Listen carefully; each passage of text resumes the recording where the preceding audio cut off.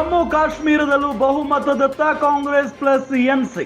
ಕಣಿವೆ ರಾಜ್ಯದಲ್ಲೂ 46 ಸ್ಥಾನಗಳಲ್ಲಿ ಕಾಂಗ್ರೆಸ್ ಪ್ಲಸ್ ಮುನ್ನಡೆಯನ್ನ ಪಡೆದುಕೊಂಡಿದ್ದಾವೆ. ಕಣಿವೆ ರಾಜ್ಯದಲ್ಲೂ 46 ಸ್ಥಾನಗಳಲ್ಲಿ ಕಾಂಗ್ರೆಸ್ ಪ್ಲಸ್ ಎನ್ಸಿ ಮುನ್ನಡೆಯನ್ನ ಪಡೆದುಕೊಂಡಿದ್ದಾವೆ. ಜಮ್ಮುವಿನಲ್ಲಿ ಅಧಿಕಾರ ಸ್ಥಾಪನೆಗೆ 46 ಸ್ಥಾನಗಳು ಬೇಕು.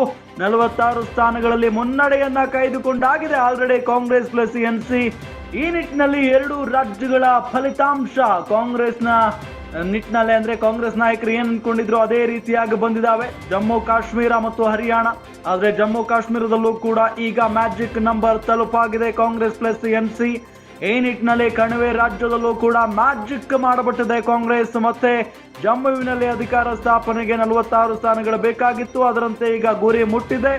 46 ಸ್ಥಾನಗಳಲ್ಲಿ ಮುನ್ನಡೆಯನ್ನ ಕಾಯ್ದುಕೊಂಡಿದೆ ಕಾಂಗ್ರೆಸ್ ಪ್ಲಸ್ ಎನ್ಸಿ.